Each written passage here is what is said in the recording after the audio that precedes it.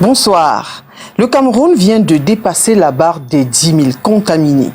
Pratiquement 4 mois après l'annonce du premier cas détecté de coronavirus dans notre pays, celui-ci occupe désormais la 3e place en Afrique subsaharienne après le Nigeria et l'Afrique du Sud. Au moment où l'on entend de plus en plus parler des tests rapides, de création de centres agréés de prise en charge, de pharmacopée et même la possibilité de prise en charge dans les institutions privées, le nombre, lui, continue d'aller croissant. Les experts ont d'ailleurs estimé l'atteinte du pic pour la mi-juin. Qu'est-ce que c'est que le pic? À quoi s'attendre? Faut-il s'en inquiéter? Ces questions et bien d'autres seront posées à l'invité de ce soir. Après son doctorat en médecine obtenu à l'université de Yaoundé, il va s'envoler pour Libourne, c'est en France, pour une spécialisation en pneumologie.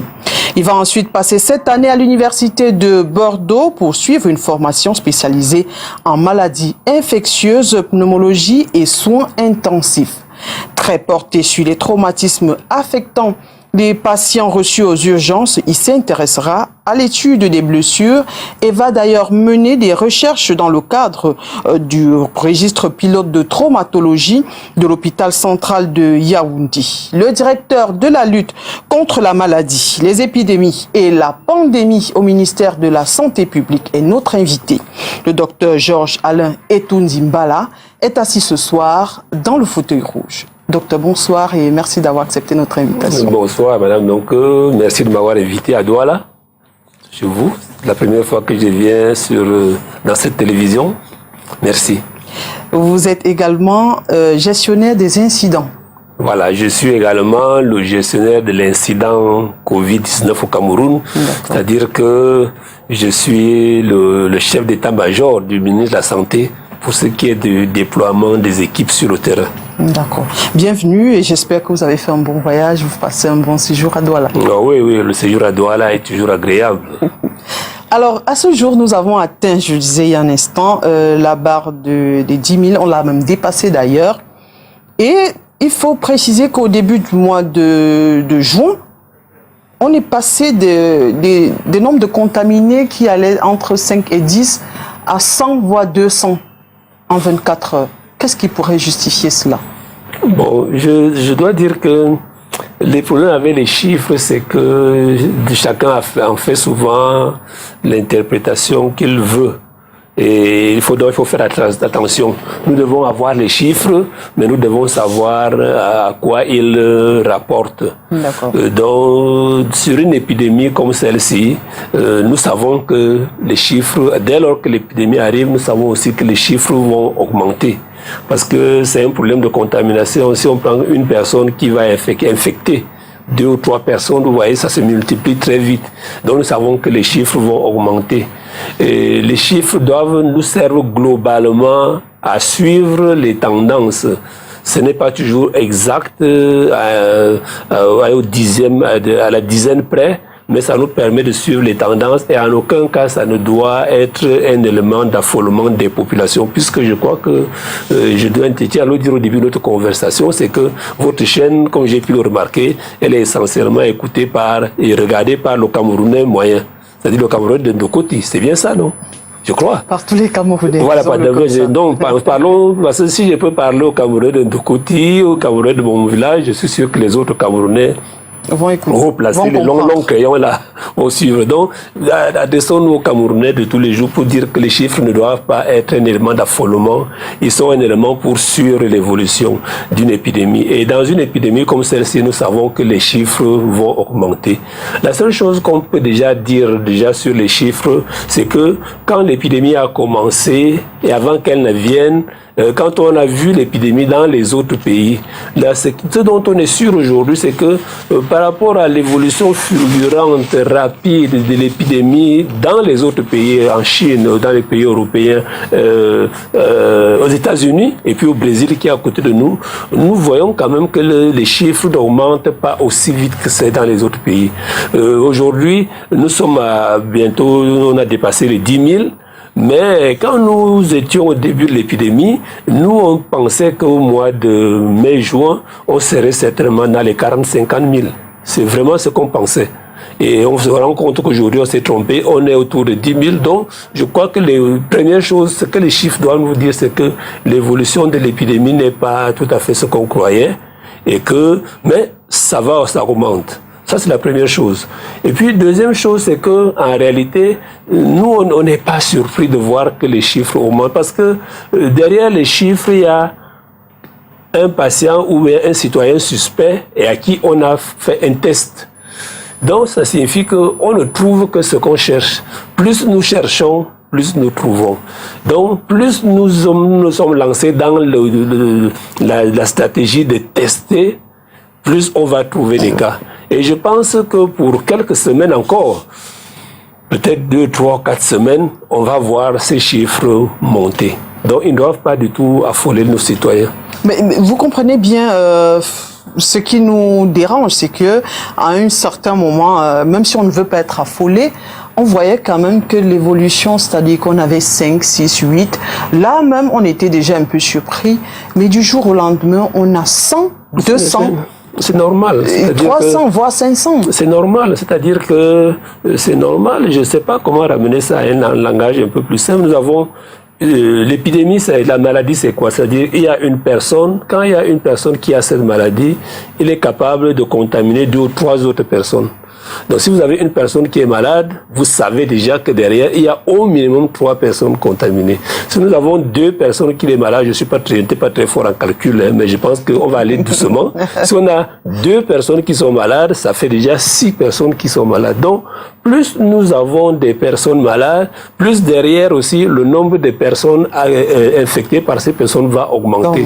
Donc, chaque fois que nous voyons une personne malade, nous savons qu'il y a des chiffres qui vont aussi monter derrière. Donc, ça, c'est vraiment, je pense que c'est normal, ça se comprend très facilement. D'accord. Dis-nous, comment est-ce que ça se fait le recensement? Sur quoi vous vous appuyez? Sur quoi adosser les chiffres avancés? Comment est-ce que ça se passe? Alors là, c'est vraiment ce n'est pas du tout le hasard, parce que vous savez que la maladie, les épidémies, les maladies pour nous, c'est comme, et c'est un exemple que je prendrai tout au long de notre entretien, la maladie, les épidémies pour nous, c'est comme la guerre, c'est comme la recherche contre les bandits, les policiers et les bandits. C'est-à-dire que il faut considérer que un accès palustre qui attaque votre enfant et qui court le risque que vous le perdiez, c'est aussi comme si c'était un bandit qui avait attaqué votre enfant, vous voyez. C'est-à-dire que pour que l'accès palustre n'attaque pas votre enfant, vous devez prendre des mesures préventives. Pour que le bandit ne vous attaque pas, vous prenez des mesures préventives. Quand l'accès palustre attaque votre enfant, vous devez très vite l'amener à l'hôpital pour qu'on le soigne. C'est pareil, quand le bandit vous attaque, on doit très vite vous soigner. C'est pour cela que j'aime bien prendre la comparaison entre la maladie et le bandit, et entre les épidémies et la guerre. Voilà. Donc, vous comprenez donc pour qu'on arrive à surveiller, à être en sécurité contre les bandits, les policiers, l'armée, ils ont mis quoi? Le système de surveillance, d'espionnage, de renseignement. C'est-à-dire, tout le temps, on doit savoir qui est dans le quartier, qui peut être bandit, nous avons la même chose, le même système. C'est-à-dire qu'en permanence, sur toute l'étendue du territoire, dans nos districts de santé, nous avons un système qui tous les jours, doit nous rapporter ce qui se passe en termes de maladies, s'il y a une épidémie qui est apparue. Et c'est vraiment un système d'espionnage, de renseignement. À ce jour, le directeur de la lutte contre la maladie que je suis relié à près de 4500 formations sanitaires dans tout le pays, et je suis capable de savoir ce qui se passe à Kolofata, je suis capable de savoir ce qui se passe à Galim-Tinière.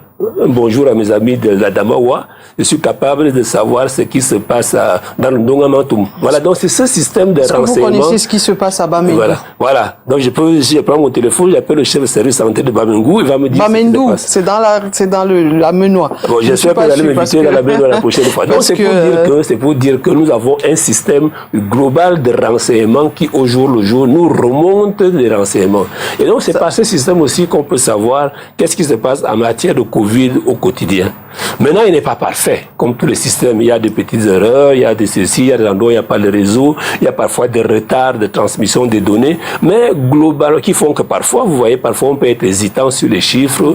Donc, il peut arriver parfois, effectivement, qu'on ait des chiffres erronés à un moment, mais on s'arrange toujours pour les corriger. Mais globalement, on est dans une dynamique qui permet d'apprécier ce qui se passe au niveau de l'épidémie. D'accord. Tout à l'heure, je prenais l'exemple de Bamendou parce que, pas pour spécifier précisément ce village, mais je veux savoir si les centres de santé dans les quartiers, est-ce que vous arrivez à les atteindre? Parce que très souvent, on est dans les quartiers, quand quelqu'un est malade, il va d'abord dans le centre. Oui, mais c'est ça. Est-ce que vous atteignez ceux qui sont dans les sous-quartiers? Oui, notre système de surveillance va dans les sous-quartiers parce que nous avons d'abord à la base ce qu'on appelle la surveillance fondée sur les événements.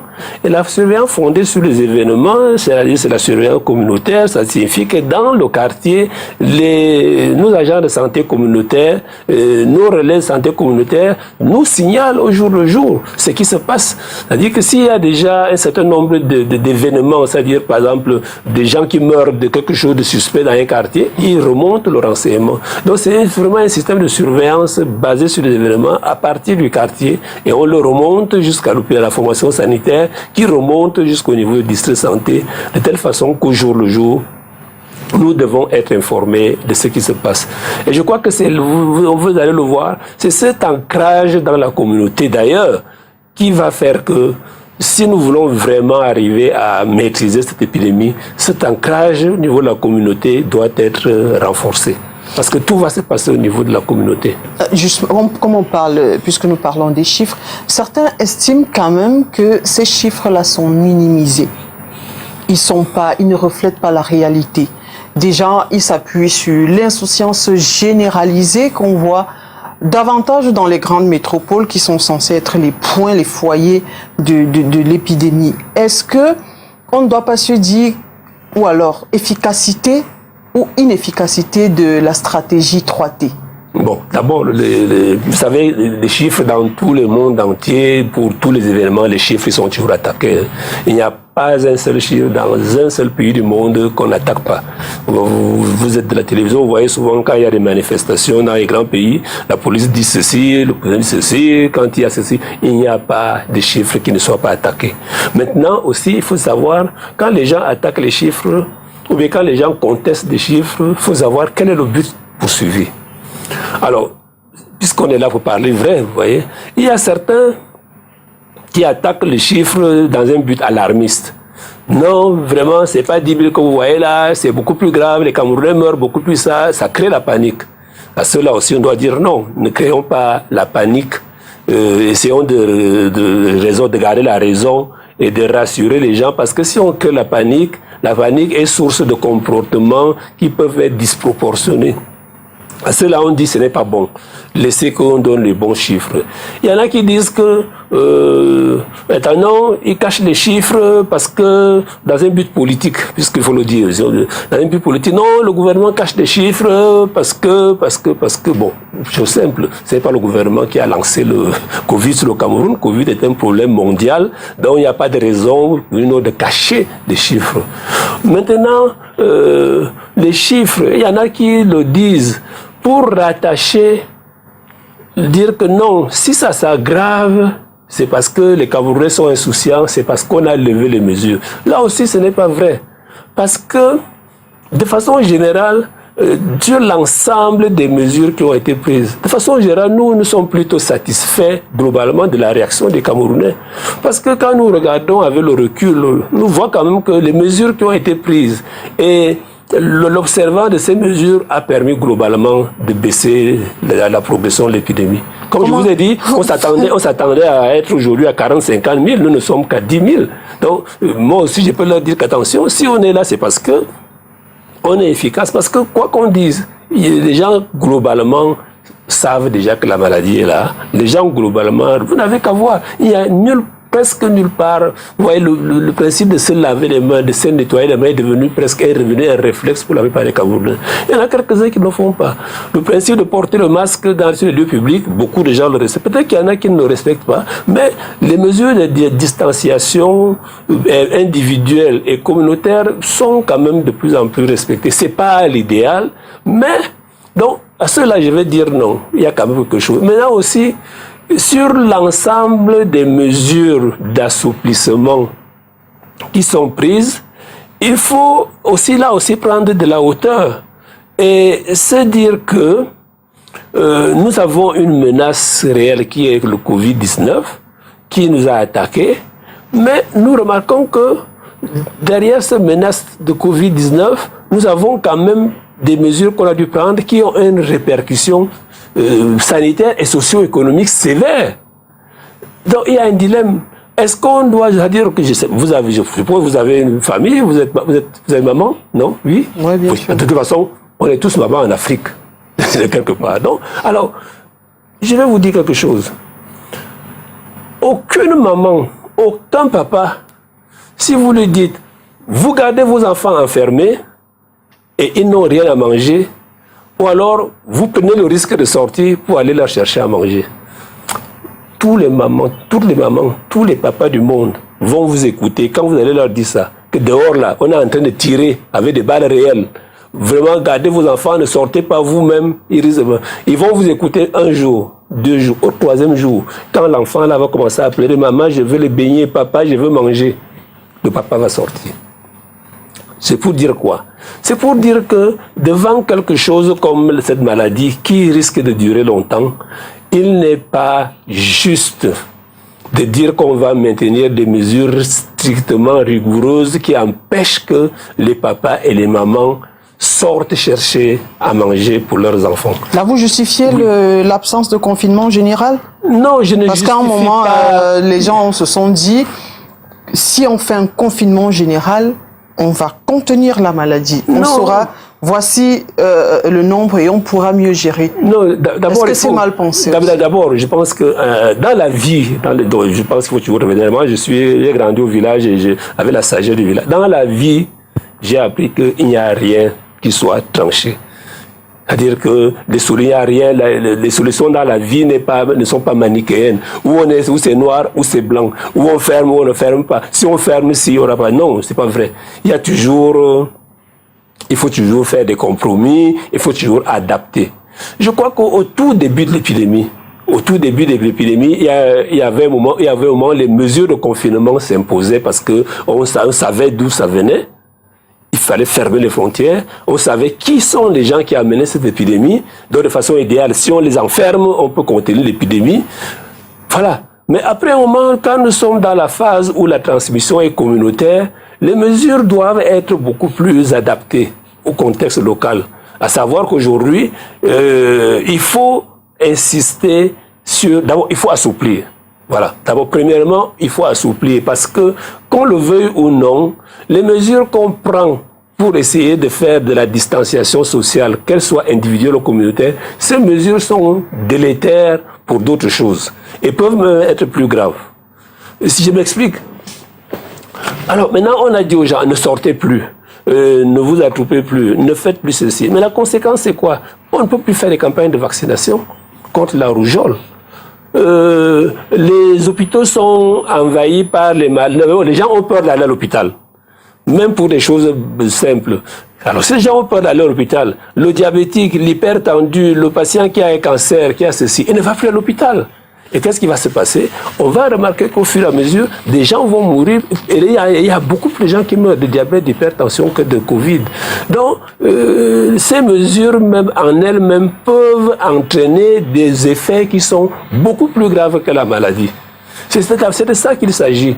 Si les gens ne vont plus à l'hôpital pour soigner sur leur hypertension, leur diabète, leur cancer, ils vont mourir à coup sûr. Si les femmes ne vont plus faire leur consultation prénatale et tout ça, ce qui va se passer, c'est que on va revoir monter la mortalité maternelle infantile. Si nous ne vaccinons plus nos enfants, et d'ailleurs c'est ce qui se passe en ce moment, la rougeole est en train de revenir. Et la rougeole, nous le savons à coup sûr, ça tue nos enfants, 2, 3, je ne sais pas, 4, 5, 6 fois beaucoup plus que Covid.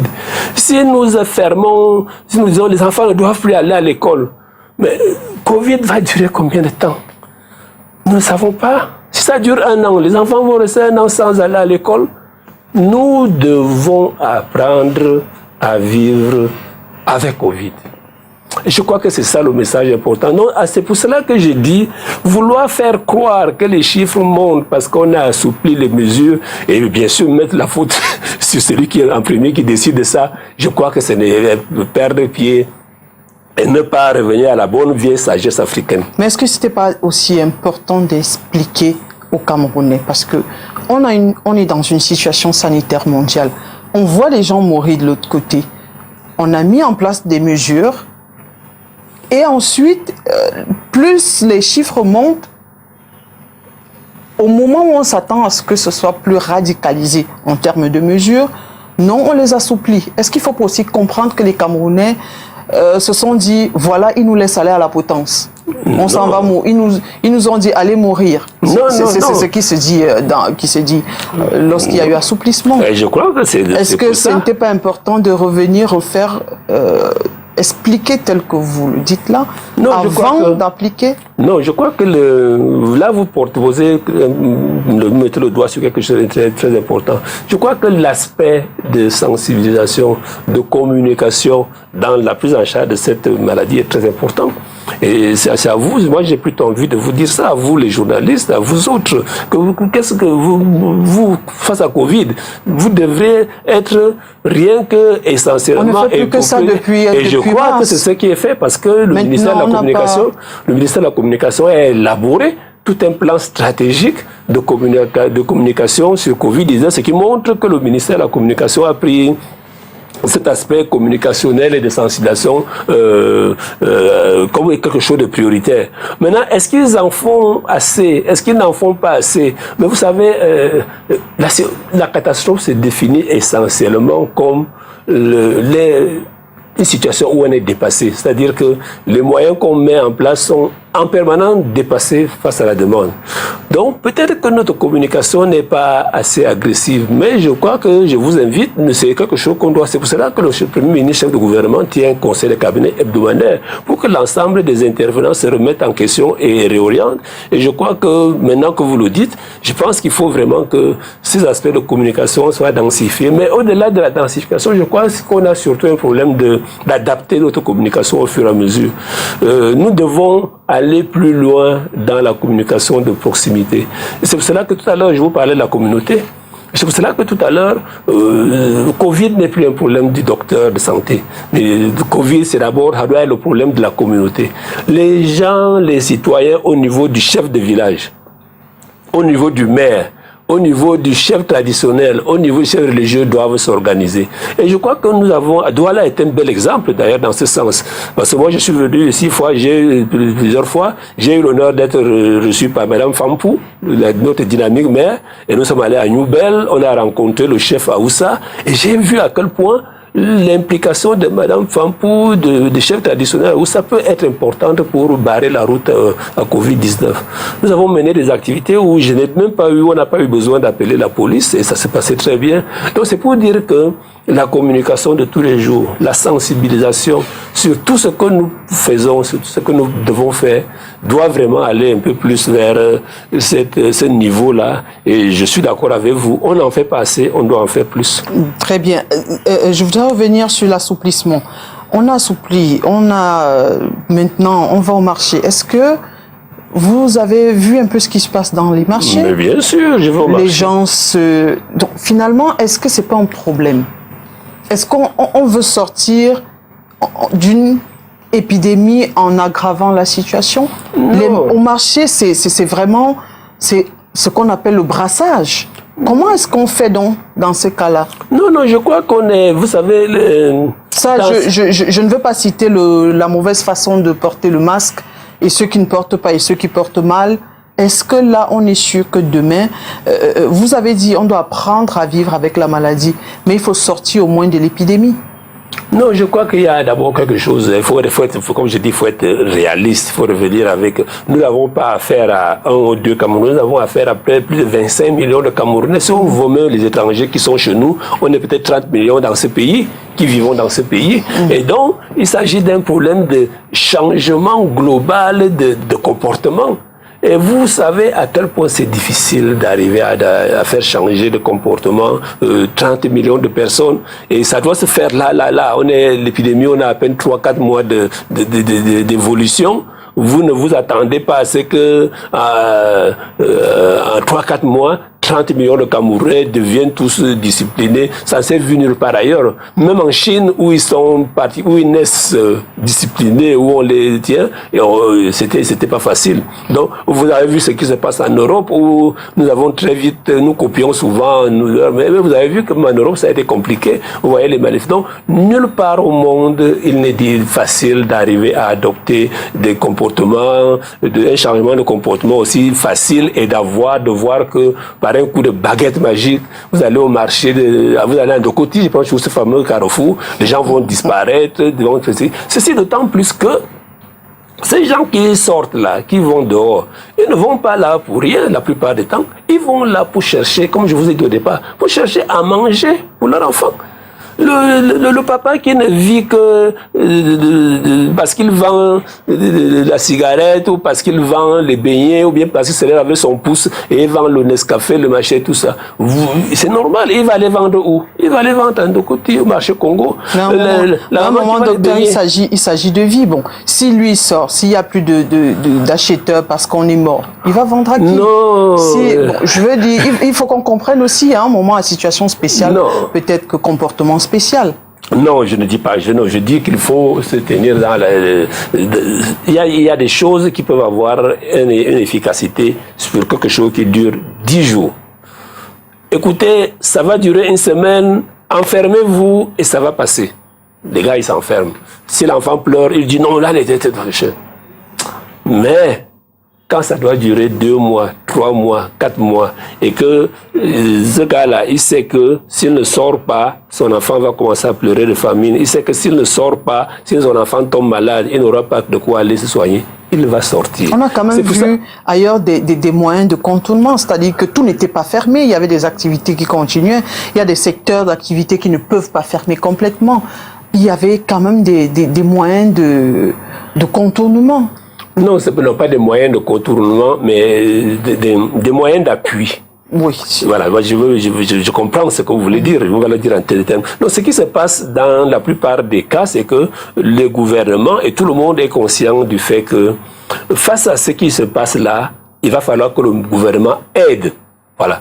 Qu'il aide les sociétés, qu'il aide les administrations, qu'il aide les populations à s'en sortir. C'est de ça qu'il s'agit. Voilà. Et donc, vous avez vu d'ailleurs, le gouvernement l'a fait. Il y a un certain nombre de mesures qui ont été prises sur la fiscalité, sur un certain nombre de choses comme ça, sur les entreprises, le budget a été revu et tout ça. Ça, c'est des mesures que le gouvernement prend pour aider.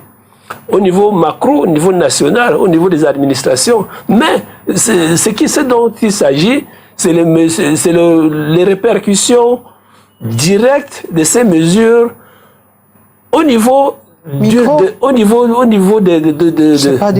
notre population. Ouais. Non, attendez, ne dites pas c'est pas descendu vite. Non, laissez-moi finir. Ce que je veux dire, c'est que les répercussions de ces mesures doivent être ressenties par une certaine couche de notre population. C'est laquelle? C'est la couche qui vit essentiellement dans l'informel. Le monsieur qui vit parce qu'il vit du pouce, le bensikineur ou le planteur d'Akombikwe dans mon village, comment faire pour qu'ils sentent les répercussions de ce que le gouvernement... Comment le gouvernement va s'y prendre pour l'appuyer directement? C'est ça la difficulté de nos économies et de nos sociétés où une certaine partie des gens, la plus fragile malheureusement, la plus vulnérable, vit dans l'informel avec des mécanismes d'appui éventuels qui ne pourraient pas être très vite directement ressentis. C'est de ça qu'il s'agit et je crois que vous devez bien comprendre ça pour l'expliquer. Parce que le citoyen qui est benskina, a effectivement l'impression qu'on l'a abandonné. Non, le gouvernement ne l'abandonne pas c'est parce que pour qu'on aille agir directement sur lui, vous allez faire comment? Vous allez les recenser tous, et puis, mais les recenser déjà, ça pose problème pour appuyer. Non, c'est surtout ça la difficulté des mesures d'appui direct à nos populations vulnérables, parce qu'en réalité, les mécanismes d'appui direct sont difficiles. Et on agit donc sur des choses beaucoup plus indirectes, très souvent. Et c'est quoi que c'est ce qui est fait avec les grandes mesures qui ont été prises par le gouvernement. Parlons à présent de la stratégie 3T. Selon vous, est-ce que ça marche? Tracking, test and treat. Est-ce que ça marche? Mais elle découle d'une logique, comme je dirais, de sagesse du village. Elle découle comme je vous ai dit. Hein, le tracking, il se passe où? Déjà, d'abord, la stratégie 3T, c'est-à-dire traquer, tester et traiter. Elle découle de ce que je vous ai dit, c'est-à-dire que si vous dites que cette affaire-là, c'est le braqueur, si vous dites que c'est la guerre, si vous avez un quartier, dans votre quartier, je ne sais pas quel quartier vous habitez, hein, mais disons que si dans votre quartier aujourd'hui, on vient, on dit, il y a des bandits qui sont dans ce quartier. Qu'est-ce que les forces de maintien de l'ordre vont faire pour ces bandits-là? Ils vont boucler le quartier, c'est ça, non? Ils vont boucler le quartier et traquer les bandits.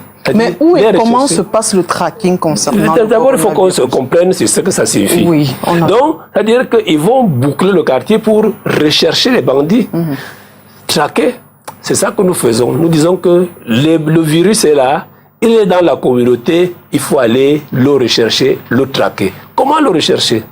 Le recherche, c'est parce que je vous ai dit, recherche active, c'est-à-dire que dans les communautés, les gens, les citoyens, les agents de santé communautaire doivent savoir que devant quelqu'un qui est malade, qui a des difficultés respiratoires, qui a ceci, attention, est-ce que c'est Covid?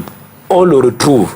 Maintenant, quand on l'a traqué, ça dit traqué, vous voyez? Oui, je Maintenant, comprends. quand on l'a traqué, le tracking, ça se passe dans les formations hospitalières. Non, pas seulement. Quand on entend tracking, c'est comme si vous veniez dans les quartiers demander aux gens. Mais c'est ça qui se passe. Pourquoi vos agents ne sont pas encore arrivés dans mon quartier? Donc, je n'ai pas encore vu une opération. La recherche, parce que vous portez bien. La recherche active. Ça se voit, vous êtes mieux placé que moi pour savoir que... La recherche active, non, ce n'est pas seulement dans les quartiers, c'est partout dans les communautés. C'est-à-dire qu'une institution comme STV, qui est bien organisée, doit être organisée de telle façon que à la première alerte ou suspicion de quelqu'un qui a Covid ici, vous devez être capable d'alerter le système de soins. J'espère que c'est ce qui est fait dans cette maison. C'est ça dont la recherche, le premier T, de traquer, de rechercher. Cette recherche active-là veut dire, et ça, nous recevons ça de plus en plus. À des moments, nous avions de plus en plus des coups de fil où quelqu'un dit, oui, vraiment, attention, j'ai chez moi, j'ai mon voisin qui a fait ceci, j'ai ceci, cela. C'est ça donc la recherche active dans la communauté. Le premier T. Le deuxième T, c'est que quand on vous a traqué, quand on vous a retrouvé, la seule façon d'être sûr que vous n'êtes pas terroriste, c'est quoi? C'est de vous interroger, de vous interroger. Et nous, la seule façon d'interroger, c'est le test. Le deuxième test, c'est pour ça qu'on teste. Et au début, donc, vous voyez que cet aspect de tester, de diagnostic au laboratoire est fondamental. Et là aussi, il faut que tout le monde soit informé. Par le fait que, au début, il y a quelques mois, au début de l'épidémie, nous n'avions qu'un seul laboratoire, le Centre Pasteur Yaoundé, pour faire le diagnostic. Et je dois vous dire que pendant longtemps, nous étions même d'ailleurs le laboratoire vers lequel beaucoup de pays dans la région envoyaient des résultats. En l'espace de 3 ou 4 mois, nous avons déjà 11 laboratoires capables de tester. Pourquoi? Parce que le fait de tester quelqu'un et de le trouver positif est très bien. Parce que dès qu'on a trouvé que... Non, je ne veux pas dire vous, parce que vous avez... C'est un exemple. C'est un exemple. Le fait de trouver quelqu'un positif permet déjà tout de suite d'engager la recherche de contact. Ah, vous êtes positif, dites-nous, vous avez été en contact avec qui, vous avez pu contaminer qui, va nous dire, j'ai été avec tel. Et on peut rapidement mettre la main sur ces gens. Donc, le fait de tester va permettre aussi, vous voyez bien, non, de couper la chaîne de transmission, parce qu'on va très vite découvrir, très vite, les gens qui sont positifs et qui sont contagieux. Maintenant, le troisième test, c'est quoi? Parce que quand on a traqué, quand on a testé, on se rend aussi compte que le fait de vous prendre rapidement en charge permet d'éviter l'évolution vers des situations beaucoup plus graves. Donc, vous convenez avec moi que si on découvre beaucoup plus vite les gens malades, si on les découvre beaucoup plus souvent, si on les découvre beaucoup plus tôt et qu'on les teste, on va arriver progressivement à contenir cette épidémie. Finalement, votre tracking est davantage une invitation, c'est pas un tracking. C'est vous qui appelez, bon, vous attendez, tracking, oui. Vous attendez qu'on arrive, que la population vienne quand il y a une suspicion. Ouais, ce n'est pas, parce que je veux dire, le mot prête un peu à confusion. On se dit que vous allez vers la population, vous faites vraiment le ratissage. Ah, voilà, c'est ça qu'il faut faire. Oui, le ratissage. Bon, il faut ratisser. Donc vous ne le faites pas encore. Mais comment ça ne le fait pas? Parce que si vous attendez qu'on vienne vous dire, voilà un cas suspect, ça veut dire que vous n'êtes pas encore en train de ratisser. Non, c'est-à-dire, bon, nous allons, il y a quelques semaines, on a dit, on le faisait il y a depuis, on a lancé, comme je dis, la stratégie de test, de traquer. C'est pour cela que je vous ai dit tout à l'heure que la participation des communautés, des chefs traditionnels, de ceci est très importante. Parce que quand les chefs traditionnels, quand les responsables d'entreprises comme la vôtre seront conscients de ce fait, ils vont eux-mêmes organiser au sein de l'entreprise, et c'est ce qui se passe, et c'est ce qui se passe de plus en plus, ils organisent un système de surveillance, voilà, de surveillance qui permet que là où vous habitez, là où vous travaillez, et je vous recommande de le faire, si ce n'est pas encore fait à STV, avant que je rentre à Yaoundé, il faut qu'on en parle. Vous devez vous arranger pour qu'à STV, dès qu'il y a quelqu'un qui est suspect, vous soyez capable de dire, attention, est-ce que par hasard ce n'est pas Covid là, monsieur? Est-ce que par hasard ce n'est pas Covid, madame? Vérifions. C'est de ça qu'il s'agit. Que chacun soit capable de surveiller autour de lui. Passons le tracking. Le test maintenant, est-ce que si aujourd'hui on a 24 millions de cas suspects, vous avez suffisamment de tests? Millions, c'est une supposition. C'est une supposition, docteur. Non, je préfère ne pas parler d'eux. Est-ce qu'on a suffisamment de tests? Ah ouais, disons. C'est là où je voulais en venir. Oui, mais pas, on n'a pas 25 millions, c'est non. Je veux dire, est-ce que tous les Camerounais pourraient être testés à l'heure X? Non, tous les Camerounais n'ont pas besoin d'être testés, d'abord, premièrement. Ouais. Nous pensons qu'aujourd'hui, globalement, aujourd'hui, nous avons le centre, la ville de Yaoundé, la ville de Douala et l'ouest avec Bafoussam et un tout petit peu à l'est. Voilà d'abord les foyers où nous avons ce qu'on appelle une transmission communautaire, c'est-à-dire que le virus circule dans la communauté. C'est-à-dire que quand vous sortez là, faites attention, quand vous allez à la boulangerie, quand vous allez n'importe où, faites attention parce que maintenant nous savons que le virus circule. Donc, dans ces villes-là, nous recommandons, nous avons mis en place des systèmes pour tester, notamment avec les tests diagnostiques rapides, et on a mis des centres de dépistage pour que les gens qui pensent qu'ils ont été en contact avec le virus, qui ont peut-être des symptômes, ils pensent que ça s'appelle Covid, qui puissent rapidement se faire tester. Nous avons mis en place ces centres de dépistage. Maintenant, ça fait à peu près une semaine que ça a commencé.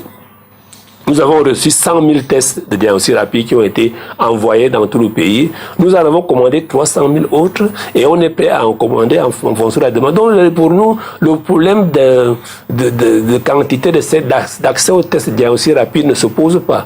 La seule chose qui se pose, c'est que nous sommes un pays quand même de 475 000 km² et que nous avons à peu près 200 districts de santé. Donc progressivement, il y a ce qu'on appelle une sorte de montée en puissance qui veut que progressivement, nous installons ces centres de dépistage progressivement, nous augmentons nos capacités de telle façon que nous puissions détecter le maximum de gens. Et nous pensons que la plupart des pays qui ont résolu ce problème, c'est par le testing massif. En Corée du Sud, c'est ça. Hein. Voilà, d'où ma question. Est-ce que si aujourd'hui on veut faire un test massif, est-ce que c'est possible? Est-ce que c'est possible vraiment de faire des tests massifs? Mais nous avons les tests, nous le faisons. Nous le faisons. Docteur, vous venez de dire 100 000, demain 200 000. Même si on avait 500 000 devant 24 millions de Camerounais, c'est pas possible. On n'a pas besoin de faire des tests. Comment faire donc pour savoir que celui-ci est atteint de la maladie si on ne fait pas un test? On se fie juste aux symptômes, on s'arrête. Non, je crois qu'il faut qu'on revienne aux choses, à la vie normale. D'accord. D'abord, il n'y a rien qui puisse, c'est-à-dire si aujourd'hui, si le ministre de la Santé, sur instruction du Premier ministre, on décide, nous allons faire stratégie de tester le maximum de Camerounais. soyons réalistes, entre le moment où le Premier ministre et les auteurs Goutefe signent la note et où on commence à mettre, c'est pas normal que les Camerounais pensent que il n'y a qu'à faire et puis c'est déjà disponible partout. Non, il faut aussi qu'on revienne à des choses normales. Nous sommes un pays avec nos limites. Nous devons gérer cette affaire avec nos insuffisances, comme je dis souvent, nos qualités. Donc, ceci a été décidé et vous pouvez déjà constater, vous pouvez déjà vérifier que dans la ville de Yaoundé, dans la ville de Douala, dans la plupart de nos districts de santé, la stratégie de dépistage est déjà en route. Maintenant, si vous me demandez si le district de santé de Maga à l'extrême nord a déjà les tests comme Yaoundé, évidemment non, parce qu'aujourd'hui, pour aller à l'extrême nord, nous devons, vous savez combien de jours il faut aller pour aller à Maga maintenant? Il faut à peu près 2 ou 3 jours. Et c'est là aussi les insuffisances, comme je disais, de la maladie, parce que du fait de Covid, Camer ne vole plus.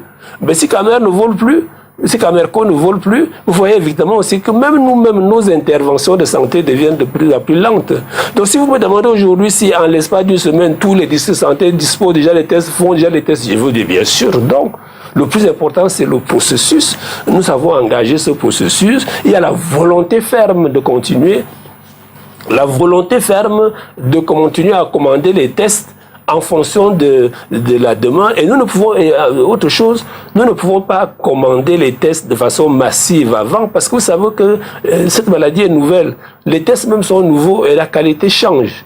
Si nous commandons, je ne sais pas, 10 millions de tests d'une certaine, dans une semaine, on nous dise que ce n'est plus ça. C'est compliqué. D'ailleurs, et puis il y a même une sorte d'embargo sur ces choses-là. Donc il y a plein de difficultés aussi qui sont liées à cette... Mais je tiens à rassurer aujourd'hui, nous avons pris, le ministre de la Santé a déjà pris disposition pour que on puisse tester le maximum de gens éligibles au test. D'accord. Et ça, c'est en cours et donc, ça va continuer. Vous nous rassurez, dans les districts de santé autres CMA, il y a déjà le dispositif? Dans la ville de Douala, oui. Dans la ville de Douala notamment, dans la ville de Yaoundé, je veux dire dans les 3 villes au moins. Dans ces villes-là, la plupart il y a déjà des centres de dépistage qui sont mis en place et où on a commencé à dépister, aller se faire tester. Ça, vous pouvez y aller, vous pouvez sortir d'ici, vous allez voir que ça fonctionne très bien. Oui. Mais au fur et à mesure, on va élargir, étendre. Dans une récente sortie du ministre de la Santé, il disait que très prochainement, on devait déjà avoir les centres de prélèvement dans les districts de santé, même dans les CMA. C'est ça, les centres de prélèvement. Est-ce que c'est déjà disponible à Douala, par exemple? Non, à Douala, ce qu'on a commencé à faire, c'est qu'on a ouvert d'abord, on a ouvert des centres de dépistage. Parce que Douala, c'est grand.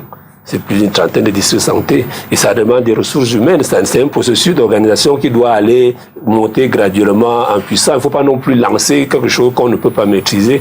Nous avons commencé par mettre des centres de dépistage. Et je crois que progressivement, au fur et à mesure où nous allons maîtriser le processus, on va élargir de telle façon que, disons, la volonté est d'arriver au maximum le plus vite possible à faire en sorte que le test de diagnostic rapide soit disponible là où il faut. C'est ça l'idée. D'accord. Vous avez parlé tout à l'heure des tests rapides. Oui. Est-ce qu'ils sont fiables? Parce que on a aussi appris là qu'ils n'étaient pas très... Oui, là aussi, bon, vous savez, quand la médecine commence à aller sur WhatsApp, sur Internet, ça devient très compliqué. Parce que parfois, nous ne parlons pas tous la même chose, nous ne comprenons pas la même chose, parfois les informations sont compliquées. Non, je pense qu'il faut, de façon globale, il faut dire que la méthode de diagnostic la plus sûre, c'est ce que nous appelons la PCR, polymérase chain reaction. C'est-à-dire, c'est le prélèvement qu'on fait au niveau du nez et qu'on prend et on va examiner dans les 11 laboratoires dont je vous ai parlé. Ça, c'est la méthode la plus sûre. Mais le défaut de cette méthode, c'est que ça prend du temps. Parce que le test lui-même, pour être réalisé au laboratoire, en le moment où l'échantillon entre au laboratoire et où on fait la technique, ça ne prend pas 4 heures. Mais, pour que le test arrive à la Quintini, il faut qu'on prélève. Entre le moment où on a prélevé et la conduite, le circuit d'amener l'échantillon à la Quintini, et si la Quintini ne peut faire, par exemple, que 200, 300 tests par jour, 400 tests par jour, ce qui est déjà beaucoup, vous voyez que dans une ville comme Douala, si un chiffre se retrouve à 600, 700 tests au lieu de 400, ça crée des Il y aura des ajournements. Oui, et donc, ce qui peut expliquer qu'à un moment, les tests de diagnostic rapide, la PCR nous pose quelques petits problèmes parce que le rendu des résultats peut être difficile, parce que nous-mêmes, nous avons créé une forte demande. Face à ça, aux tests de diagnostic rapide qui sont les plus sûrs, nous avons maintenant, face aux tests de PCR qui sont les plus sûrs, nous avons maintenant la batterie de ce qu'on appelle les tests de diagnostic rapide. Alors, ces tests de diagnostic rapide, en français facile, il y en a globalement deux. Il y a des tests qui permettent de savoir si, au cours puisque le virus circule depuis à peu près 5 mois maximum, si on te dit qu'il depuis le 6 mars. Oui, mais on peut même supposer qu'il circulait avant, je ne sais pas, on peut dire ça. Donc, puisque le virus ne circule depuis à peu près 3, 4, 5, 6 mois, parce qu'il y a des gens aussi qui sont venus de l'étranger, il y a des tests qui peuvent dire que vous, madame, donc, vous avez déjà été en contact avec le virus. Parce que quand vous avez été en contact avec le virus, et même quand vous l'éliminez, votre corps garde les stigmates de l'armée qui a combattu le virus. Ces stigmates de soldats, là, on les appelle les anticorps. Donc, si on vous fait un test anticorps et qu'il trouve ça positif, ça veut simplement dire que vous avez déjà été en contact au cours des 4-5 mois avec le virus. Ça, c'est des tests qui sont disponibles. Maintenant, il y a d'autres tests qui détectent si, est-ce que vous avez les soldats, est-ce que vous avez aussi le virus. C'est des tests qui ont en même temps anticorps et antigènes. Donc voilà deux types de tests qu'il y a. Et donc parfois il y a une confusion énorme entre eux. Donc nous, au ministère de la Santé, les tests que nous utilisons, sont des tests avec antigènes et anticorps qui permettent de détecter si vous avez et le virus et les soldats.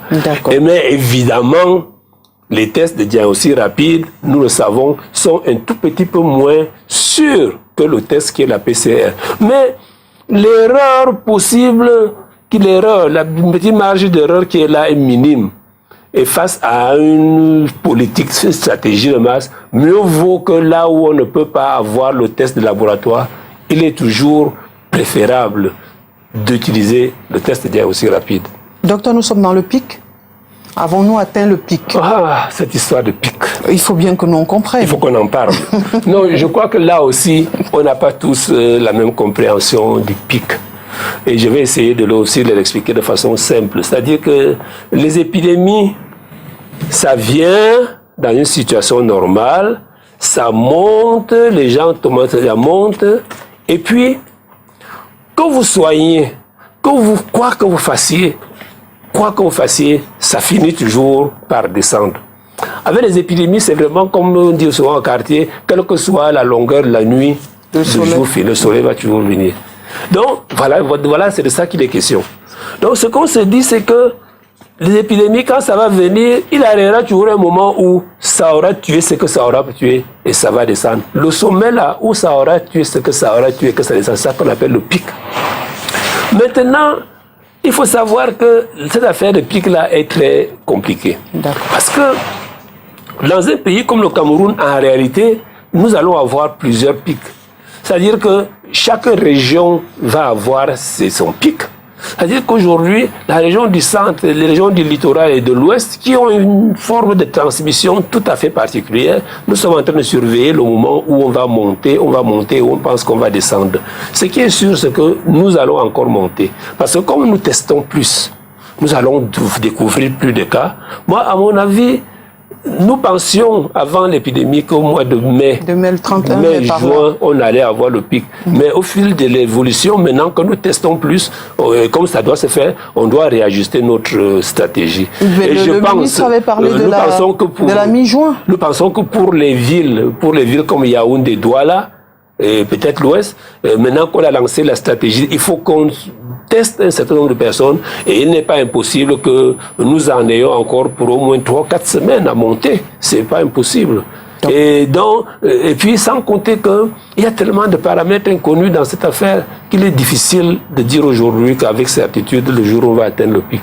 Et je pense qu'à mon avis, il ne faut pas se concentrer là-dessus.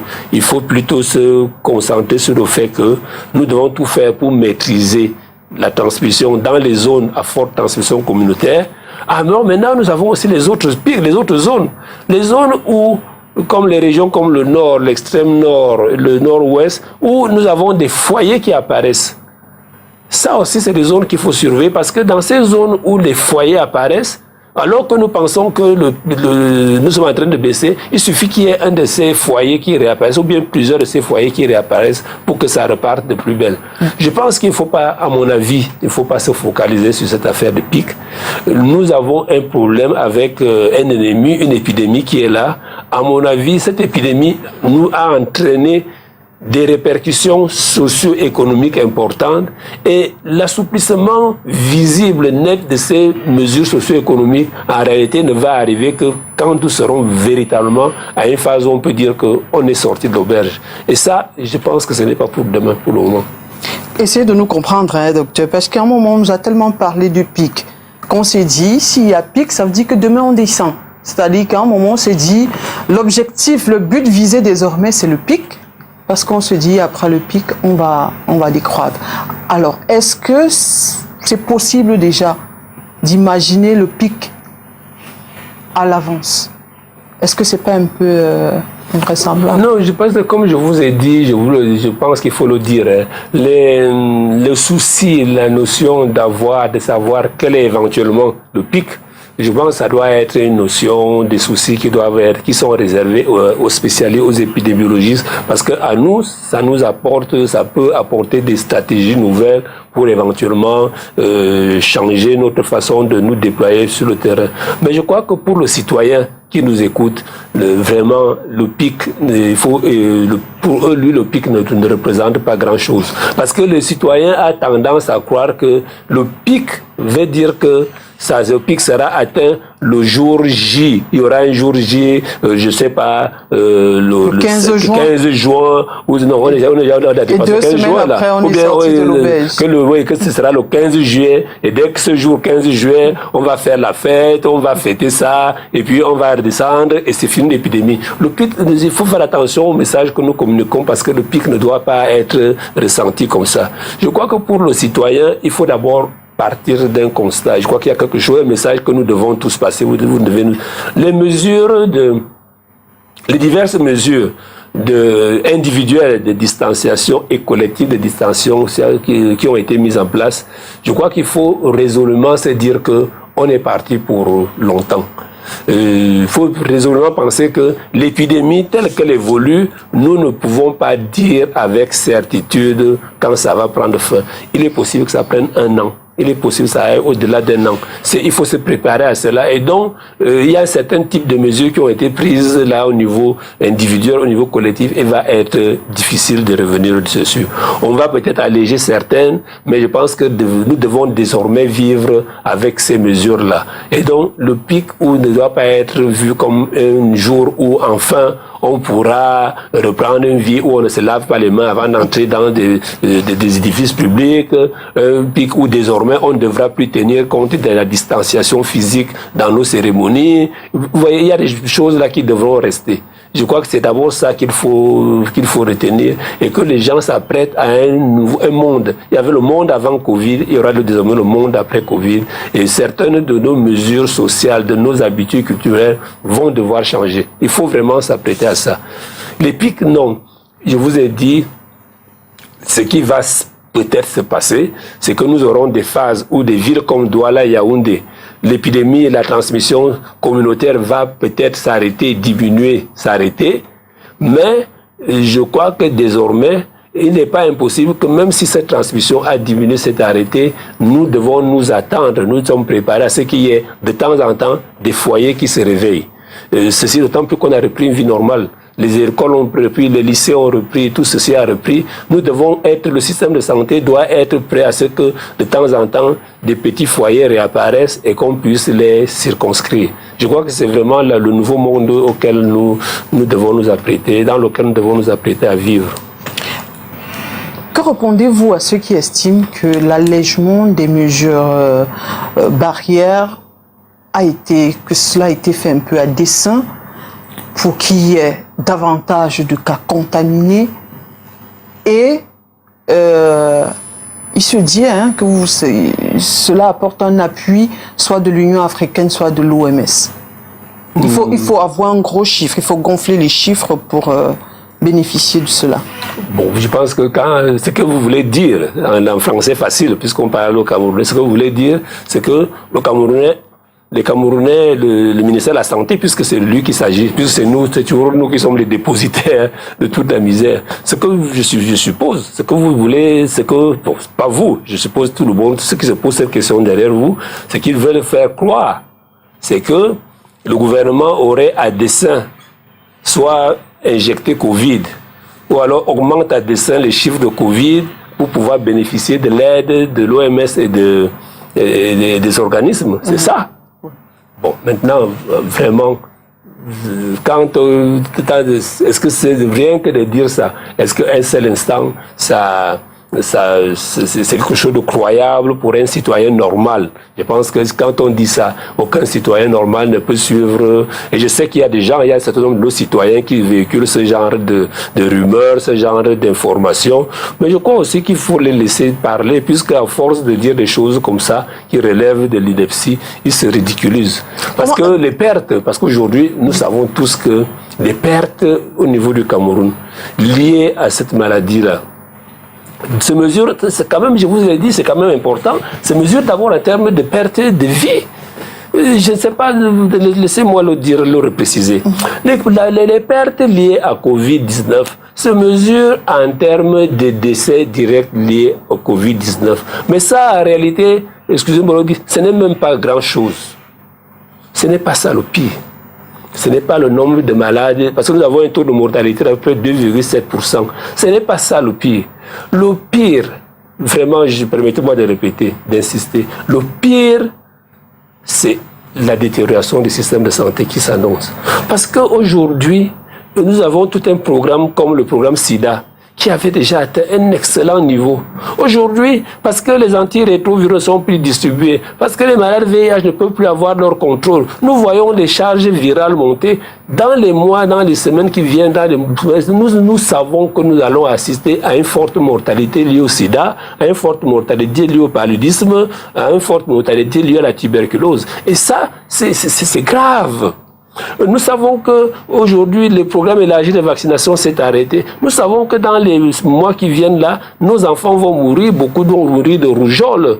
Nous savons que nos hypertendus, donc cette mortalité-là, nous sommes en train d'évaluer, c'est ça le plus grave. C'est vraiment ça le plus grave.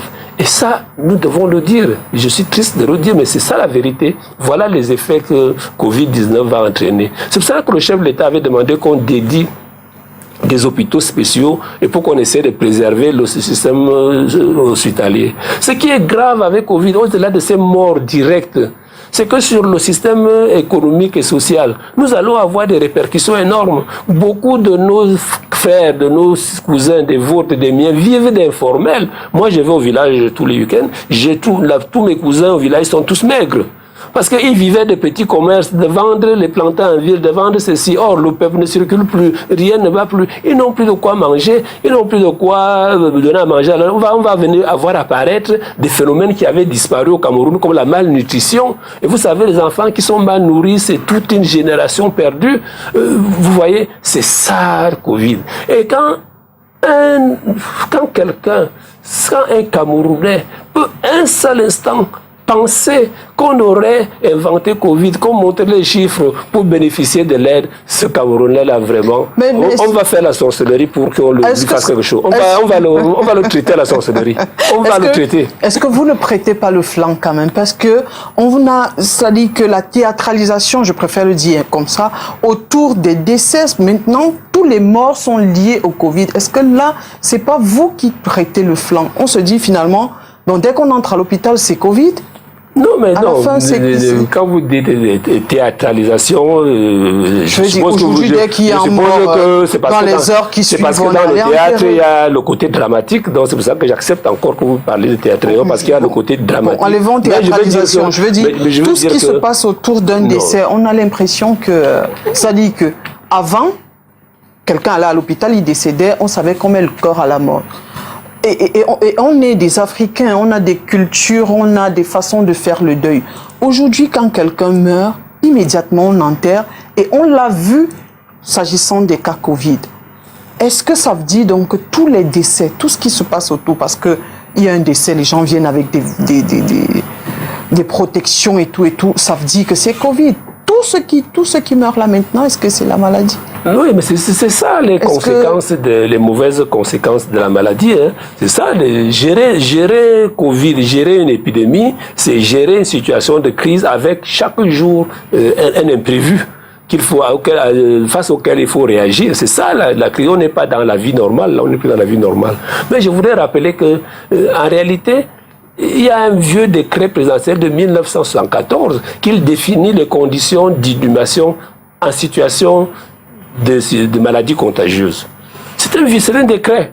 Le décret dit, il y a une zone où il y a une épidémie de choléra, quand quelqu'un meurt de choléra, on ne bouge pas le corps, on l'enterre tout de suite. C'est pas lié à Covid. C'est un décret qui le dit. Et ça, c'est pourquoi? C'est parce que c'est dans un souci de préservation de santé publique. Parce qu'il est prouvé que les décès liés de maladies infectieuses, surtout en situation d'épidémie, sont source de propagation de la maladie. Donc, le décret est clair et on ne discute pas, on ne commente pas le décret, on doit l'appliquer. Et c'est parce que c'est ça la santé publique. Maintenant, derrière le décret, il y a bien sûr nos considérations culturelles. Et je pense et vous savez que le Premier ministre a pris des dispositions pour que, sans qu'on touche à ce décret, parce que pour un décret ne peut changer que par un autre décret. Donc, sans qu'on touche à ce décret, sans qu'on le commande, qu'on prenne des mesures pour que le décès lié à Covid, puisque c'est de ça qu'il s'agit, soit quand même que les circonstances d'inhumation soient un peu plus, se rapprochent un peu plus de nos conditions socio-culturelles. Mais la notion de l'enterrement sur le lieu, sans sortir du département, dans des conditions définies par le décret, ça ne se discute pas. Il faudra un autre décret pour changer ça. Et c'est dans un souci de préservation de santé publique qui ne se discute pas. On sait que la propagation de... Maintenant, les conditions pour rendre ça humain, ça, nous sommes tous conscients parce qu'on l'a tous vécu. Madame, moi, j'ai perdu des intimes qu'on a dû enterrer dans la foulée. Je n'ai pas discuté. Maintenant, il y a un autre problème qui se pose aussi, qui est source de conflits dans nos hôpitaux avec les populations. Je crois qu'il faut que les populations aussi comprennent que nous sommes en situation de crise et que le personnel de santé n'est pas là contre eux. Le personnel de santé vit aussi ces décès parce que lui-même il est infecté, il a des parents infectés et qui ont été enterrés dans de mauvaises conditions. Donc il ne faut pas que les gens pensent que nous, au niveau du système de santé, on est contre eux. Ce qui se passe à la réalité, c'est quoi? C'est qu'aujourd'hui, effectivement, comme je l'ai dit, dès qu'on est malade, on est d'emblée Covid, quelle que soit la situation. Et on peut comprendre, parce qu'il y a là, c'est pour ça qu'il dit qu'il ne faut pas créer la panique. Et donc, je pense aussi que c'est là où les tests de diagnostic rapide vont nous permettre même déjà de lever les ambiguïtés. À partir du moment où les formations sanitaires auront à disposition des tests de diagnostic rapide, il sera plus facile de dire « Ah non, vous, c'est pas Covid » et de vous prendre en charge. Il sera plus facile pour quelqu'un qui est peut-être décédé d'une seule suspicion, qu'on fasse vivre le test, dire ah non, ça c'est pas un corps Covid et qu'il puisse donc bénéficier d'une inhumation normale. Donc je pense que l'épidémie nous a surpris. On n'a pas préparé l'épidémie. C'est pas un mariage, c'est pas une première communion. On n'a pas préparé l'épidémie. Elle arrive et que la gestion ne sera jamais parfaite. La gestion sera toujours source de conflits. La gestion sera toujours source de critiques. La critique est normale, mais sachons aussi raison garder, sachons être tolérants, sachons surtout être solidaires. Sachons surtout être solidaires. Parce que si on n'est pas solidaire dans cette affaire, on ne va pas s'en sortir. Et pour le moment, en tout cas, moi je remarque que il y a beaucoup un vaste élan de solidarité qui court auprès des Camerounais. Tout à l'heure, vous avez parlé des personnels de santé qui sont infectés.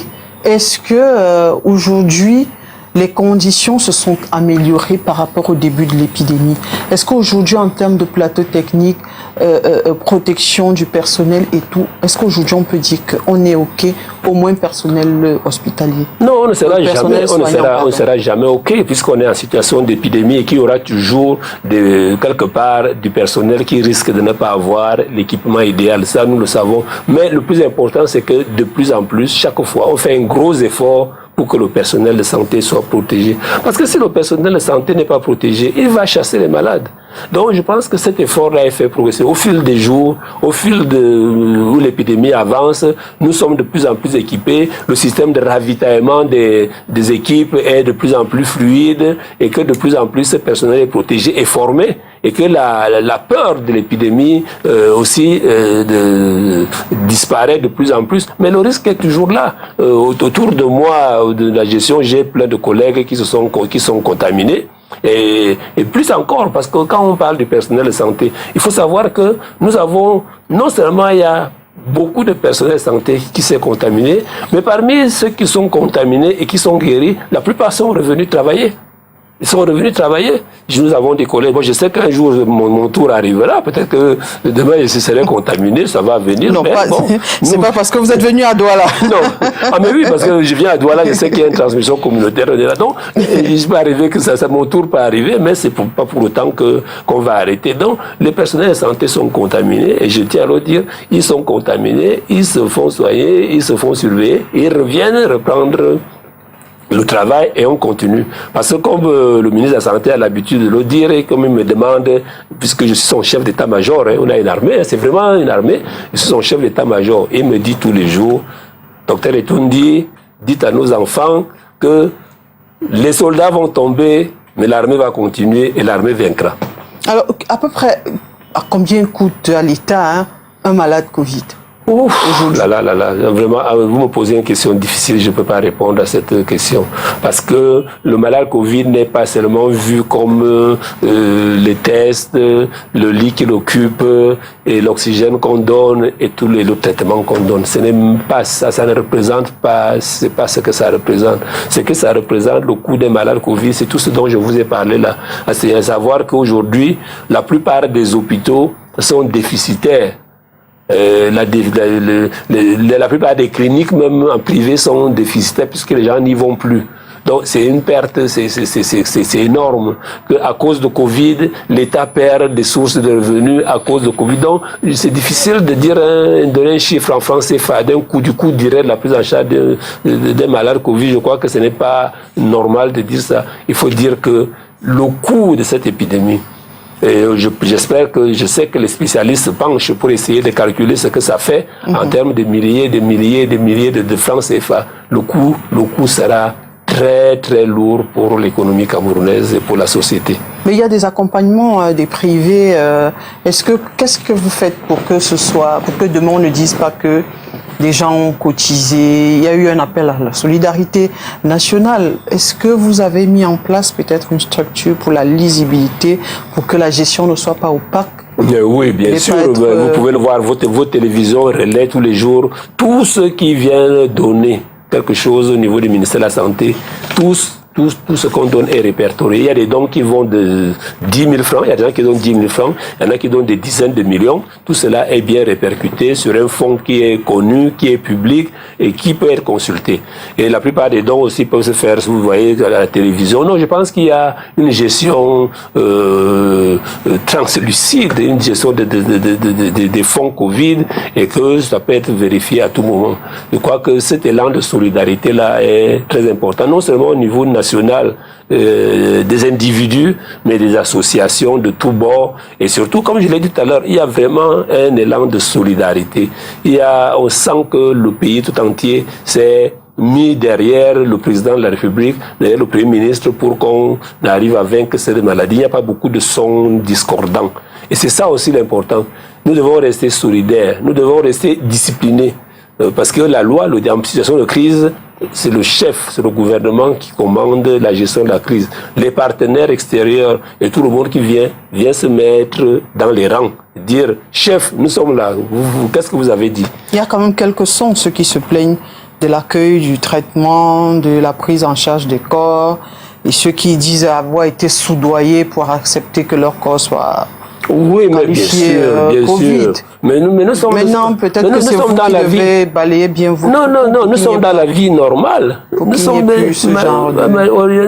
sommes dans la vie normale. Vous imaginez la vie normale au Cameroun où il n'y a pas de petits malins qui prennent 1000 francs par-ci, qui monnaient par-là, qui soudoient par-là, qui font ceci. Ça, c'est nous, les Camerounais. Il faut savoir que ça existe. Mais le plus important, c'est de savoir que, d'avoir la certitude, d'avoir la garantie, d'avoir l'assurance que chaque fois que dans le système, nous sommes informés d'un tel comportement, on va frapper dur. C'est de ça qu'il s'agit. Et je pense que le ministre de la Santé là, il a démontré, et les autres, que vraiment, ce qu'on prend, c'est dès qu'on est, on frappe. Justement, donc, il y a ça, c'est de ça qu'il s'agit. Vous faites, votre ministre fait des réunions avec... Notre ministre, nous aussi. Nous tous. Okay. Le ministre de la Santé publique fait des réunions avec le Premier ministre interministériel. Est-ce que vous aussi, je veux dire, après le ministre, est-ce que vous faites aussi des réunions avec tout le personnel soignant? Parce que jusqu'à quelques jours, il y avait cette semaine une vidéo sur les réseaux sociaux où le corps d'une dame était traîné.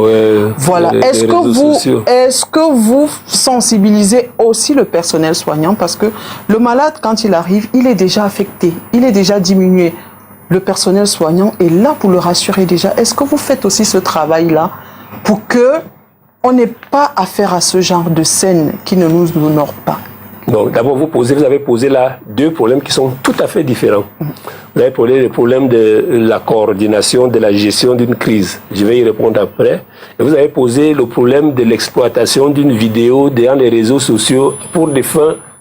Non, prenons le problème, docteur, prenons le problème. Les deux problèmes, c'est deux problèmes tout à fait différents. Prenons le problème, pour dire que, n'est-ce pas, je vous ai dit que, d'abord, nous sommes en situation de catastrophe, nous sommes en situation d'urgence, et que rien ne sera jamais parfait. Nous avons mis un système en place, il y a des défaillances, il y a des déficits, il y a des insuffisances. Le plus important, c'est que, et ça, personne ne peut le nier, depuis le début de la crise, notre montée en puissance est progressive et certaine.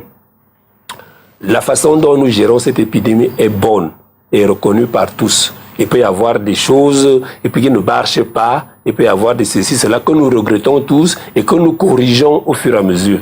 Donc, une vidéo, quel que soit ce qu'il y a, je n'ai pas vu cette vidéo, mais c'est vous qui en parlez, mais je suis sûr qu'il y a ces images de ce genre, il y a des histoires de ce genre, il faut toujours essayer de la resituer dans un contexte. Et nous avons dans notre système un système de surveillance des médias et des réseaux sociaux pour qu'on puisse, chaque fois qu'il y a des choses qui passent dans les réseaux sociaux, qu'on puisse voir ce qui est vrai, voir ce qui n'est pas bon, et surtout nous corriger. Parce que nous savons que c'est ça, il faut être en mesure de se corriger en permanence, et rassurer les gens pour dire qu'il ne saurait ni avoir une volonté de mal faire et de nuire aux familles camerounaises. Ça, c'est pour répondre aux éventuelles images et autres qui circulent dans les réseaux sociaux. Maintenant, s'agissant de la coordination, je crois que, Dorian, je tiens à ce que vous l'écoutiez bien, que vous le disiez bien, que ce soit dit. S'il y a quelque chose qui a fait la différence dans cette épidémie, c'est que le Cameroun, depuis quelques années, s'est engagé dans un processus d'organisation de la façon dont on gère ce qu'on appelle les urgences de santé publique. Le Cameroun s'est engagé depuis 3, 4, 5 ans après Ebola, avec l'aide de l'OMS et des partenaires américains. Et notre modèle d'organisation est cité en Afrique comme l'un des meilleurs. Nous avons aujourd'hui un de nos compatriotes qui est le directeur de ce qu'on appelle les centres africains de prévention et de contrôle des maladies qui nous a appuyés. Nous avons aujourd'hui, on considère qu'on est l'un des pays qui était le mieux préparé, le mieux organisé dans ce qu'on appelle la gestion des urgences de santé publique. Ça s'est traduit par le beau centre de coordination que vous voyez à Yaoundé. Il n'y a aucun pays africain où le gouvernement américain ait construit un centre de ce genre-là, parce qu'ils nous ont formés. Donc, s'il y a une chose que nous avions avant l'épidémie, c'est que nous étions préparés à la coordination. Et cette coordination a des principes élémentaires, universels, bien connus. Elle est placée sous la présidence du chef de l'État, qui délègue ce pouvoir au Premier ministre, parce que la gestion d'une catastrophe est multisectorielle. Aujourd'hui, nous avons l'impression que c'est sanitaire, parce que c'est le ministère de la Santé. En réalité, si on regarde, ce n'est pas l'affaire du ministère de la Santé. Vous voyez que dans les régions peut-être ça se voit mieux. Même au centre, vous voyez bien qui en réalité est le patron de la gestion de cette épidémie à Yaoundé et à Douala. C'est le gouverneur. Vous voyez le gouverneur de Yaoundé, là, le gouverneur du centre, il est tout le temps au front. En réalité, c'est le ministre de l'administration territoriale, c'est le gouverneur, c'est l'autorité. Voilà. C'est l'autorité administrative. Donc, cette gestion multisectorielle est bien organisée et placée sous la responsabilité du Premier ministre. Maintenant, le ministre a senti qu'il y a le volet le plus voyant qui est l'aspect sanitaire qui nous concerne, évidemment. C'est nous qui sommes au front parce que c'est un problème sanitaire. Donc, cette coordination hebdomadaire au niveau du Premier ministre est fondamentale et est un élément clé de la gestion de cette épidémie. Maintenant, au niveau donc de la sanitaire, le Premier ministre a demandé au ministre de la Santé de mettre ce qu'on appelle un centre des opérations des urgences avec des départements régionaux. Et moi, j'ai eu l'honneur d'être donc le chef d'état-major national de cette coordination pour déployer les militaires sur le terrain. Et c'est parfaitement huilé avec des réunions qui se passent, avec tout un système. Et je vous le dis, un système qui aujourd'hui, si vous allez cliquer sur le net, vous allez voir que grâce aux organisations internationales et tout le monde, nous sommes considérés comme étant le pays qui a mis en place l'une des meilleures, l'une des plus belles, l'une des organisations les plus efficaces, les plus efficientes. Nous devons en être fiers. En Afrique ou dans le monde?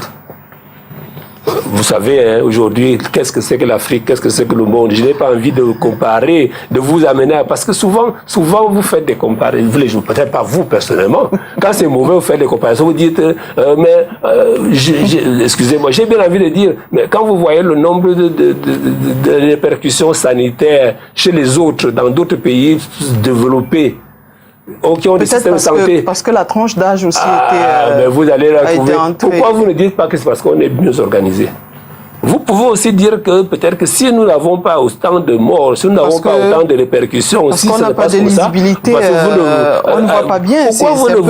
Pourquoi vous ne voulez pas admettre pourquoi vous ne voulez pas admettre? Vous devez l'admettre, Dorian. Dites-le, faites-le dire. Que s'il y a aussi ça, c'est parce qu'on est bien organisé. Je n'ai pas encore les faits, docteur. Si vous l'avez le fait, la preuve, c'est que vous êtes parce que là, vous m'avez parlé de la réunion, de la répercussion jusqu'à vous. Moi, je veux savoir, est-ce que vous, à votre niveau, vous vous retournez pour parler au personnel qui est en contact frontal avec le patient? Mais vous devinez bien qu'une organisation scientifique comme celle dont je vous parle là et que l'Afrique nous envie, vous devinez bien que les mécanismes de communication, de sensibilisation, de formation du personnel sont bien huilés. Et je vous dis, si ça va bien, la preuve c'est que vous êtes devant moi toute souriante, toute belle. C'est parce que vous n'êtes pas inquiet. Vous n'êtes pas inquiet, pourquoi? Parce qu'il n'y a pas Covid à STV, parce qu'il n'y a pas ceci. Et l'effet de tout ça, c'est parce qu'on est bien organisé. C'est parce que je respecte tout ce qui a été dit. Alors parlons déjà du protocole. Quel est celui qui est utilisé en ce moment? Le protocole du traitement.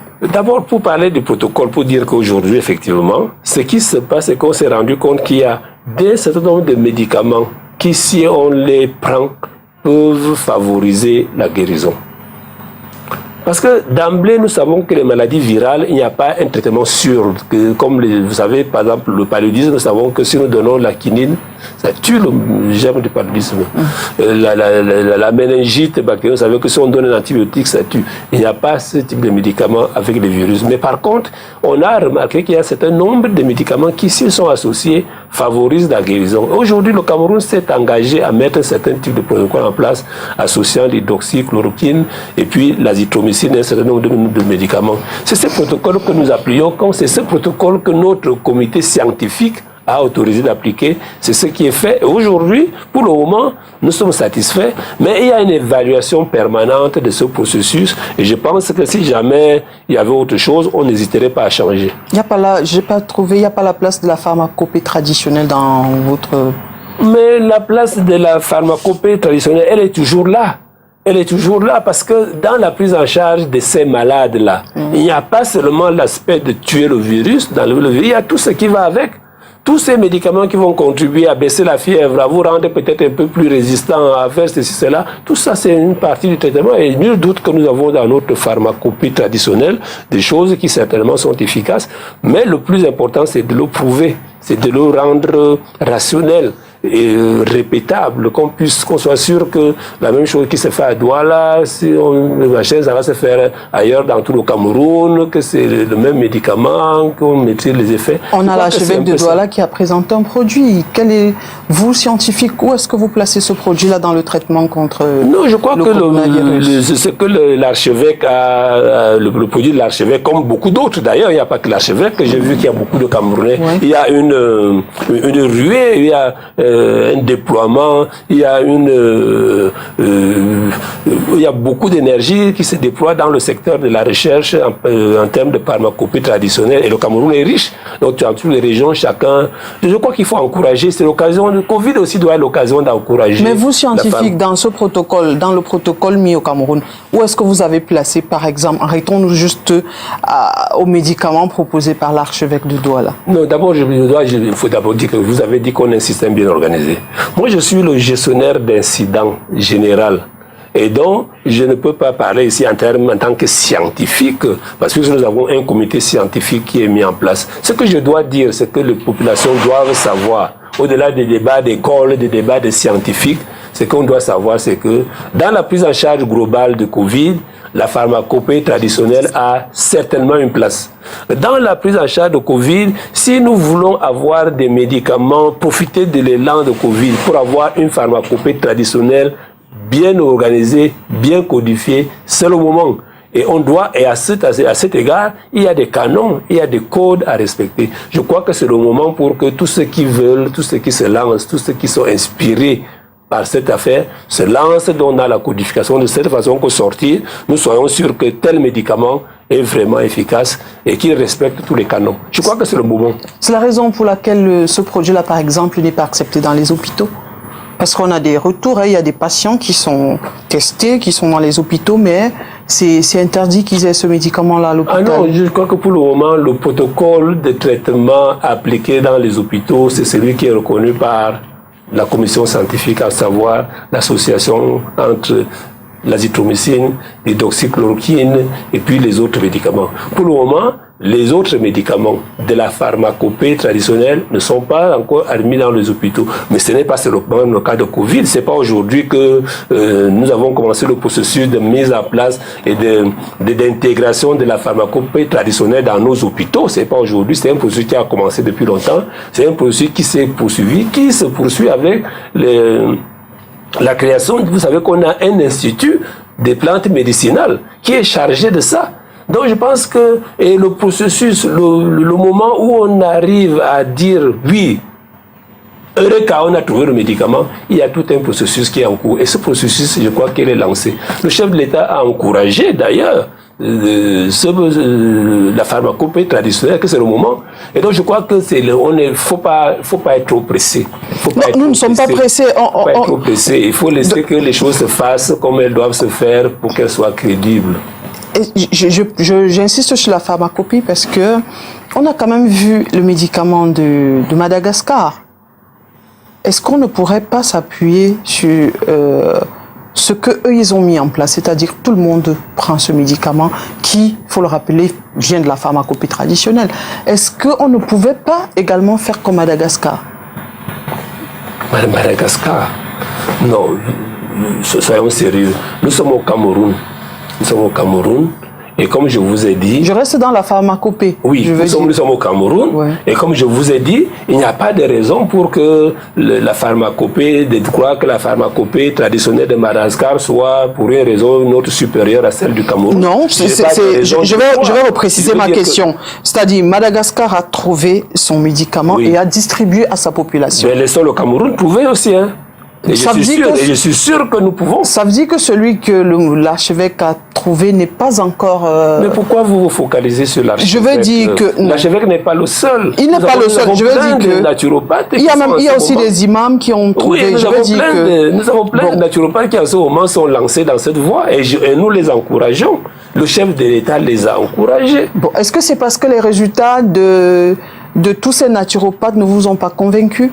ne nous ont pas encore, ne nous ont pas convaincus. Donc je pense que la question que vous voulez poser, c'est est-ce que nous refusons de traiter avec le médicament de Monseigneur Claire? Posez la question. Est-ce que nous refusons le médicament de Laissons l'archevêque. Oui, parce que quand je prends l'archevêque, en fait, il était le premier à présenter un produit typiquement traditionnel. Donc, laissons l'archevêque. Parlons donc de la pharmacopée traditionnelle. Voilà. Est-ce que vous ne mettez pas ça dans le protocole parce que vous n'avez pas de résultat? Est-ce que pour vous, c'est pas fiable ce que la pharmacopée propose? Ce que je vous ai dit, c'est qu'avant Covid, dans notre système de santé, nous avons la médecine traditionnelle et la pharmacopée traditionnelle ont une place reconnue.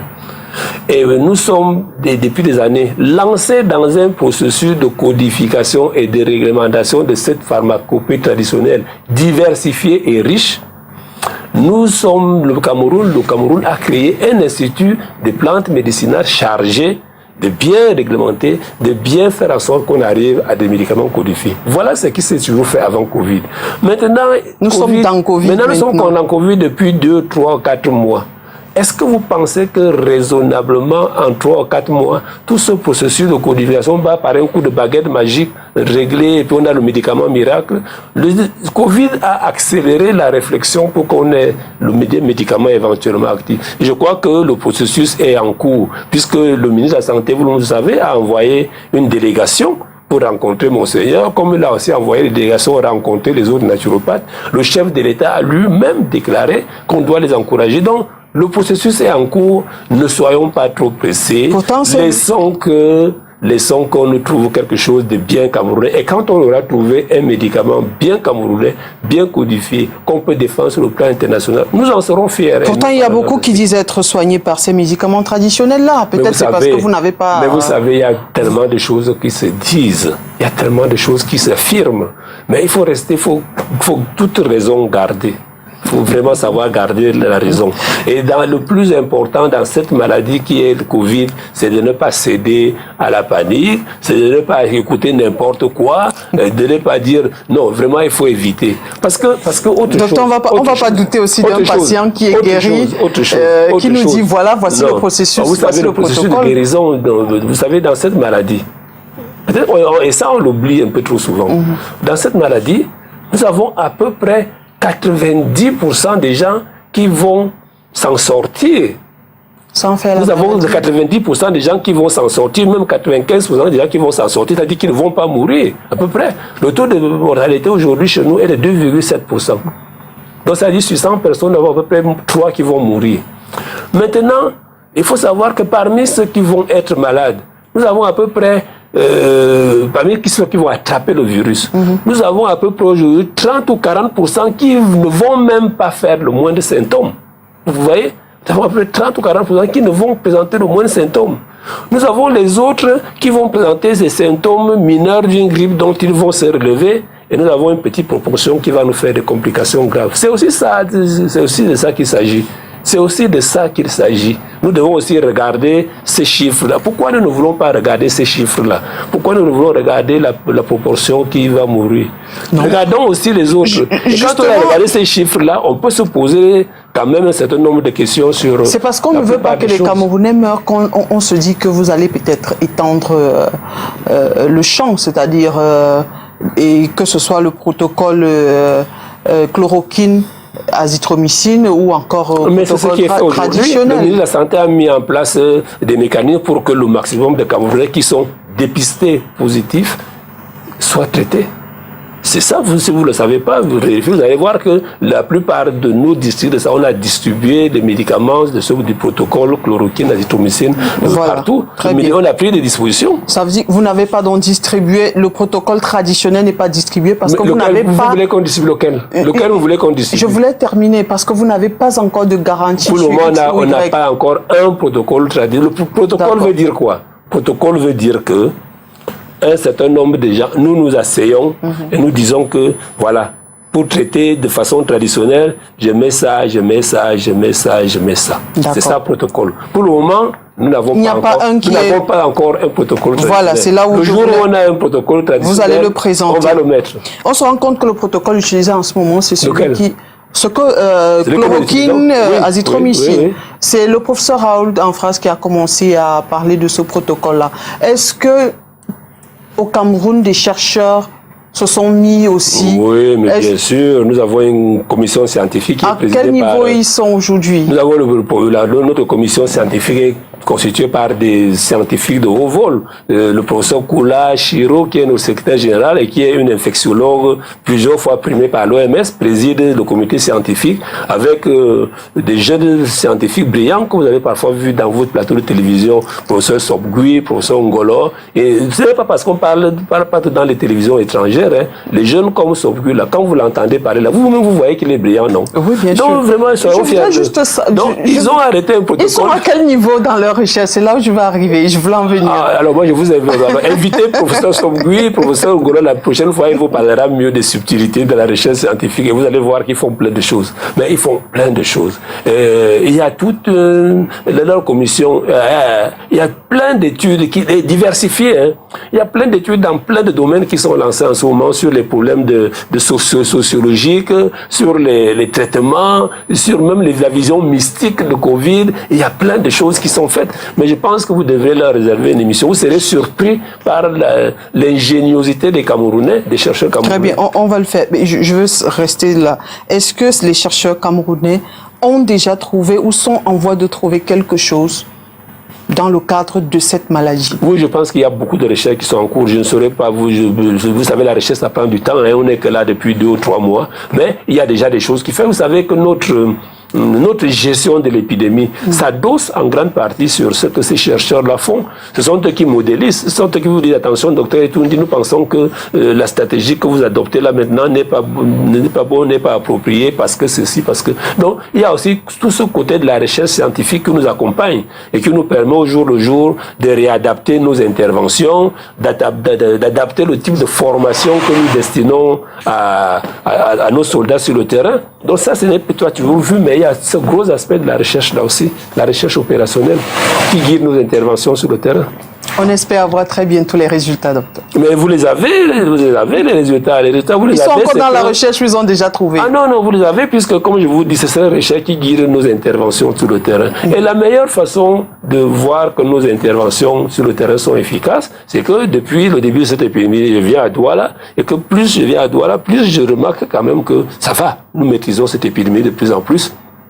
La preuve, c'est que vous êtes, je la veux voir aussi ravissante. Je vois que vous êtes sereine. Est-ce que vous n'êtes pas sereine? Merci beaucoup, docteur. Vous êtes sereine. Nous sommes arrivés au terme. Vous êtes sereine parce que le gouvernement maîtrise pour le moment la gestion. Parce que je respecte les mesures barrières. Parce que édicté par le gouvernement. Merci beaucoup, docteur. Merci d'avoir accepté notre invitation. C'est pourquoi c'est moi qui vous remercie et n'hésitez pas à nous inviter. Si on ne peut pas venir, j'enverrai un des collaborateurs. Mais surtout, invitez l'équipe de la commission scientifique. On aimerait bien avoir le ministre de la Santé lui-même, parce qu'il y a plusieurs autres volets qu'on aimerait aborder avec lui. Douala. Même à Yaoundé, on pourrait arriver. Je suis sûr que le ministre de la Santé refuse difficilement les invitations des journées. Il est très ouvert, par Twitter, par Internet, vous l'appelez, vous lui envoyez le WhatsApp, il est très disponible. Très bien, on a pris note. Merci encore et bon retour à Yaoundé. C'est moi qui vous remercie, merci. Mesdames et messieurs, merci à vous d'avoir été des nôtres. À jeudi prochain. Ah, vraiment. Bon.